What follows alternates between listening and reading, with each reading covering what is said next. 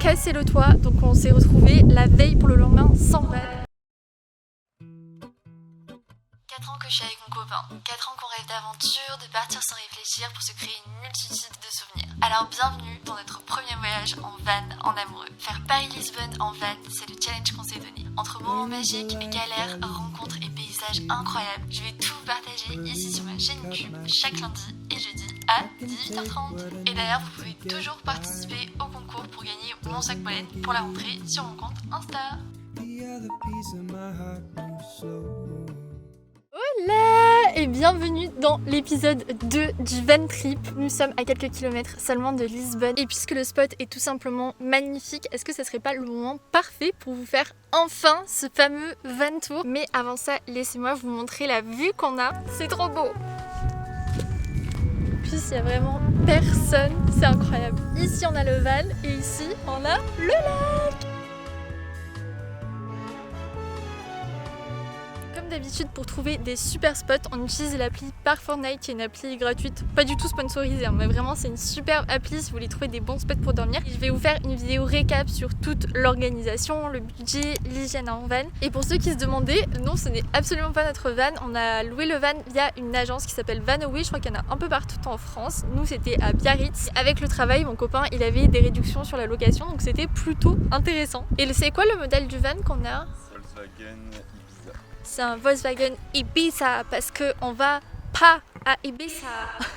Et parce que aussi on a eu un tout petit problème de dernière minute. De base on devait pas avoir ce van, on devait avoir un modèle genre encore au-dessus qui était trop bien niveau orga et tout. Sauf que les gens qui l'ont loué juste avant ils ont carrément cassé le toit. Donc on s'est retrouvés la veille pour le lendemain sans van, donc avec ce van là, mais qui vous allez voir est tout aussi incroyable. Donc c'est parti. Mesdames et messieurs, bienvenue dans notre humble demeure.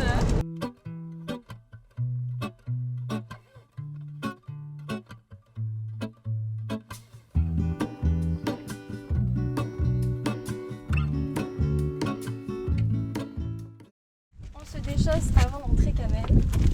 Ici, nous sommes dans l'espace principal de la maison, aka le salon avec le côté canapé, safety first. Et ce qui est bien dans ce salon, c'est qu'on a plein de petits espaces de rangement cachés, comme par exemple dessous les sièges. En fait, tout se clipse pour éviter que tout tombe quand on roule. Donc ici, on range nos chaussures. Ici, le linge sale, tout ça.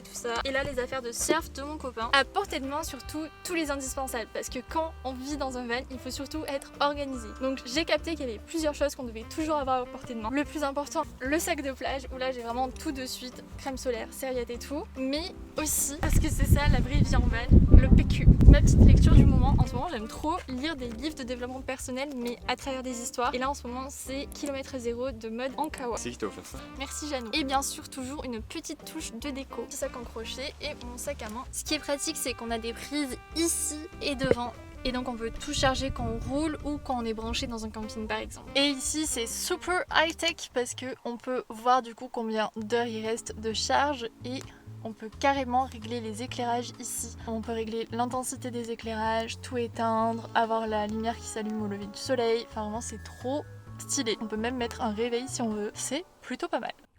Donc là jusqu'ici vous dites ok mais rien d'incroyable, mais accrochez-vous parce que au fur et à mesure de cette petite visite guidée je vais vous montrer plein de petites options qui font que ce van est littéralement incroyable. Mais avant passons à la partie que j'aime le moins, c'est la partie dressing. Aka un énorme bordel, on a notre gros sac de sport, on a mis tous nos vêtements et dessous ici on a la couette qu'on range avec nos sacs et on a encore plein de coffres donc c'est cool, on a plein de rangements.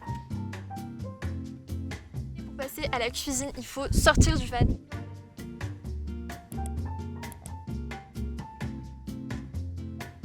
Chose incroyable quand même, nous avons un mini frigo qui est juste ici et qui est bien rempli quand même.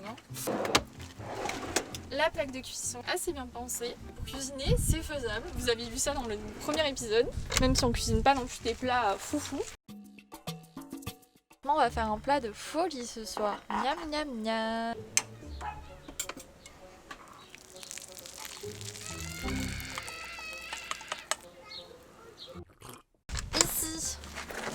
on a tout ce qui est... Oula, ici c'est le bordel.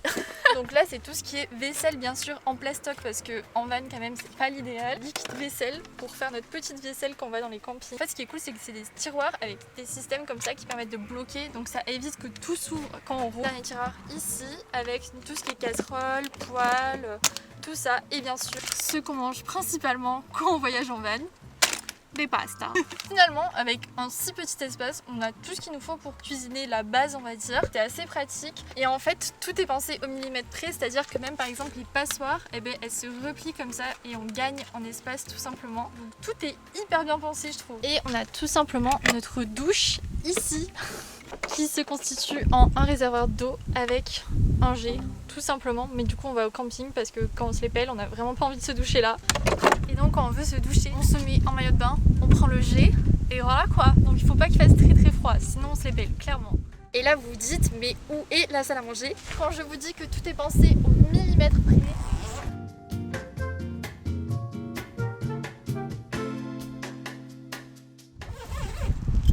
Et il nous manque juste la table à aller chercher qui est tout simplement cachée, vous allez voir. Pour récupérer la table, on ferme la porte en appuyant ici.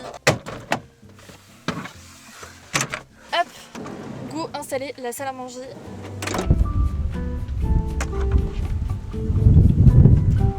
Et voilà, on est pas trop bien là avec cette vue.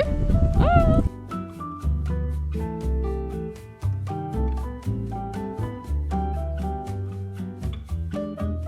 ça nous arrive de manger la nuit. J'ai pris ces petites guirlandes que j'ai achetées chez Action qui m'ont coûté moins de 10 balles et qui sont en plus d'être trop kiki, trop pratiques la nuit quand on veut manger et que bah forcément il fait tout noir autour de nous.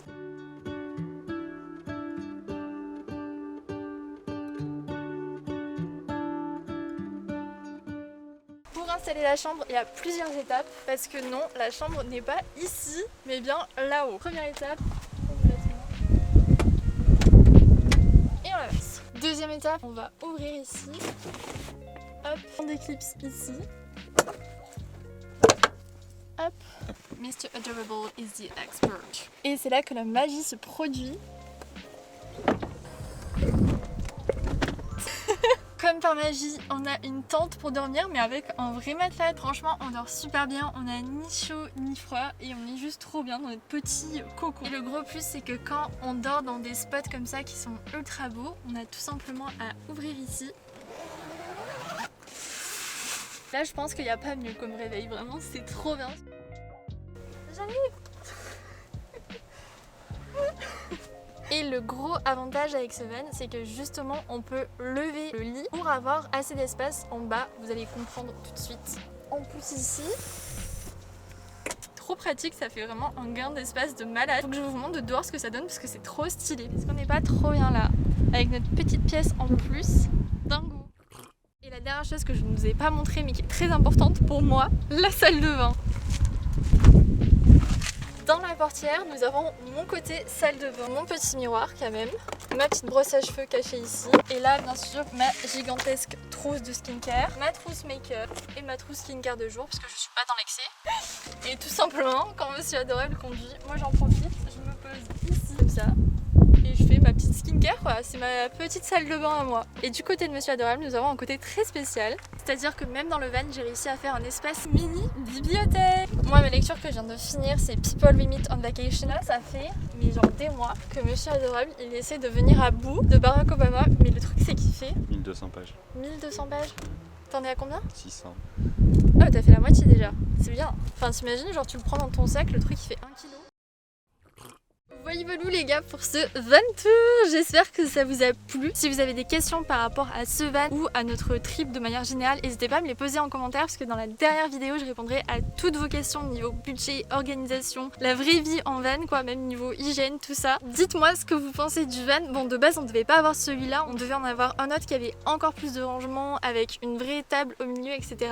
Mais je trouve que niveau rapport qualité-prix, celui-ci, donc c'est le van California Ibiza, il est vraiment très bien, très pratique et là ça fait fait quasiment une semaine qu'on vit dedans et vraiment on s'y sent super bien. Surtout pour aller dormir, en fait on dort super bien depuis qu'on dort dans ce van. Donc si jamais vous voulez partir en van trip, c'est vraiment un modèle que je peux vous recommander. Et peut-être que pour les personnes qui ont l'habitude de faire des van trips, c'est classique pour vous, mais pour moi le fait d'avoir une tente dans le toit, c'est incroyable, je m'en remets pas. Bien sûr, n'oubliez pas d'aller me suivre sur Insta parce que je vous partage tout notre van trip au fur et à mesure, je vous tease un peu tout ça. Of course, abonnez-vous pour ne pas louper le 3e et dernier épisode du van trip. Je vous fais plein de bisous, croyez en vous, prenez soin de vous et à jeudi prochain. Bye. J'arrive.